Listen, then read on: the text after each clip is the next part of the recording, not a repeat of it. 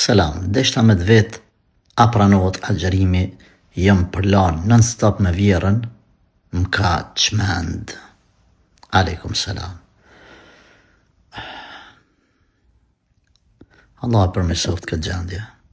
Allah e përmirësoft. Në Ramazan, edhe vjera dhe ti, gjithsesi duni me pas kujdes, shumë ma tepër se sa jashtë Ramazanit.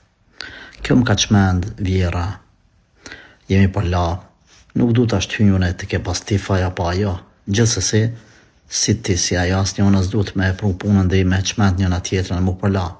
Ramazani është për ibadet, shejtanat janë të lidhur, besimtari bën dhikr, agjeron, fillimisht agjeron nga fjalët e këqija, fjalët e ndyta, nga përlamja, pastaj nga uji dhe buka. Në këto situata, na themi që agjerimi inshallah taala pranohet, por do pësohet shpërblimi. Varet pala cila ka fajt, cila ka fajt, unë tash nuk du të gjykojt me thonë ti e ki mira, jo keq ose e kundërta. Pala cila ka fajt, edhe bat sebeb për këta, e ka shpërblimin e munguar të agjerimit, shpërblimin e munguar, deri sa mund të shkoj deri aty, si që nga ka të regu pejgamberi sallallahu alaihi wasallam, me hub i tërë shpërblimi, pra fare veç me najtë pa buke pa uj, mu lodhë, shkret. Pala tjetër e cila nuk ka faj, nëse për shembull njëna ka faj 100% tjetra fare s'ka faj, atëra është në rregull.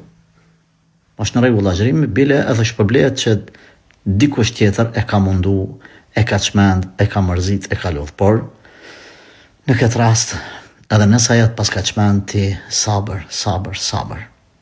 E di sa është vështirë, por na këtu jemi për me këshillu, jemi me zbut situata, jemi me qetësu, asesi nuk e kemi rolin e gjykatësit.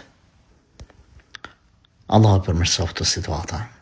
Mendoj dhe këshilloj që në këto raste burri yt është ai që duhet me lujt një rol shumë të mençur, shumë bindës, shumë burnor në mesin juve dyjave.